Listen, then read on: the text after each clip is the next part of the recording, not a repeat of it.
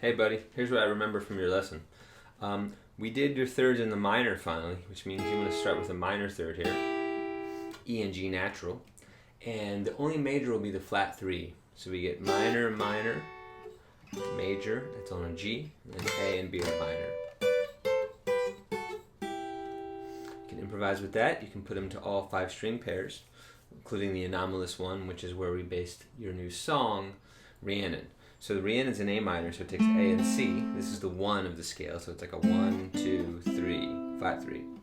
So that's how the riff starts. You can put the open A in the bass on the 1 if you want.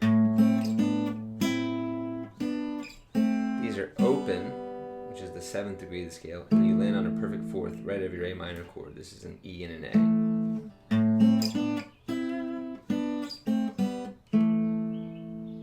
Then this converts to a major third on F, F and A.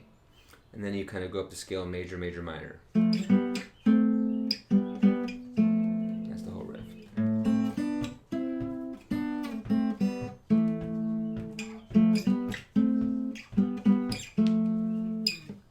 Okay, we talked about your pentatonic scale as a compound 2-octave scale. So if you take your A major with the open A, and just substitute your pinky for this, what I call A5, instead you get this pattern, which having no open notes is movable. B major pentatonic, C major, etc. And then the second octave would begin on this A, A2, culminating at A5. And this is the most common of all the pentatonic shapes. This goes, in your fingers, goes 1, 3, 1, 4, 1, 4. And as you get better, you want to stretch out with 3 as much as you can to those high notes. So as you put it together, you get a 2-octave major pentatonic framed by A's. A5, A2, and A5 up an octave, 2 octaves. That's really important moving forward. And anytime you practice a 2-octave scale, make sure you pause at your tonic so you really hear where the weight of the scale should be sitting. And then by a really strange logic that has to do with relative minors, but in fact we're using the parallel minor, which means the same tonic point, but we're superimposing a minor pentatonic on it. So going from A major to A minor is a parallel minor shift, and vice versa be parallel major, or the opposite. So here, we're going to use the same precise pattern. That's why I call this pattern shifting, but the tonics have shifted their position within the pattern. So now the tonic's on your first finger, D string, third finger, and then first finger again. So 1 octave gets you this. This is the scale you already knew when you came to me. 2nd octave. And you can do that with any pair of keys. You could do it with the key of C at the 8th fret. So C major. And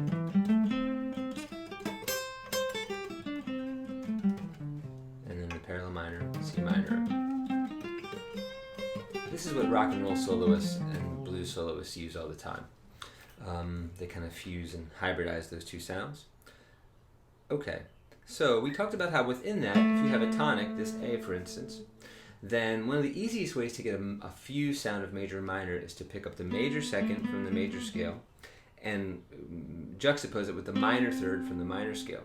Both notes bend very well. Second note of any pentatonic scale bends well. That's why I give people that general rule when they're starting. So you can bend that major second up a half step, which gives it a minor sound, or a whole step, which is a sweet sound. You can reverse them, which means to pre-bend the string and then release it.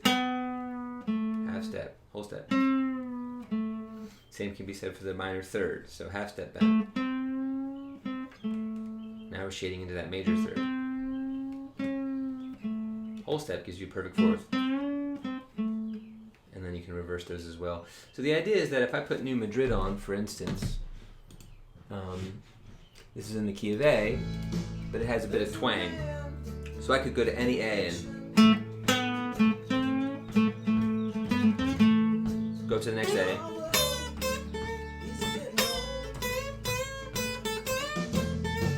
Any other A.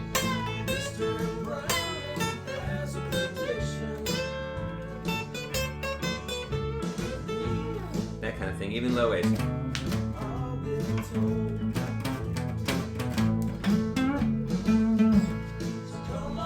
That sort of thing.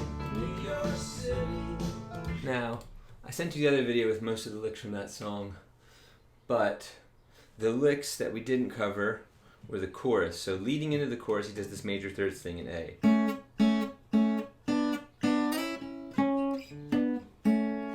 I like to get the open A bass alternating with that.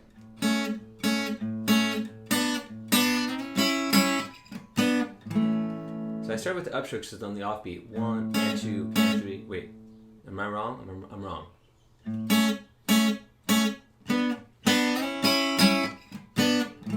I'll let you pick that the way that feels natural to you. But we have the walking bass line in the chorus, which you kind of knew already. On to what you do. Throw me under New Madrid. Here are the minor thirds going temporarily to the ninth. And the way that we articulated this was 5, 4, upstroke, double note. Then I'm just alternating the 4th string with the double note.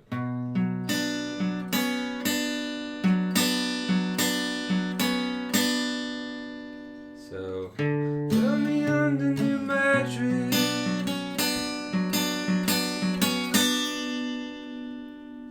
Okay, I think the other video covers. Oh, there's one more lick, the one he does at the end of the chorus. So, and it's like it starts with the flat finger A, and it goes 3, 2, 4.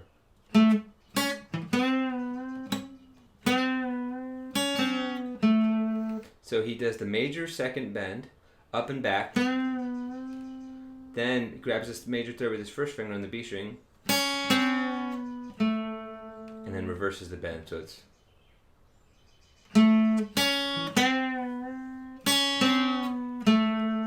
check the phrasing, but it's basically like that. Have fun, buddy.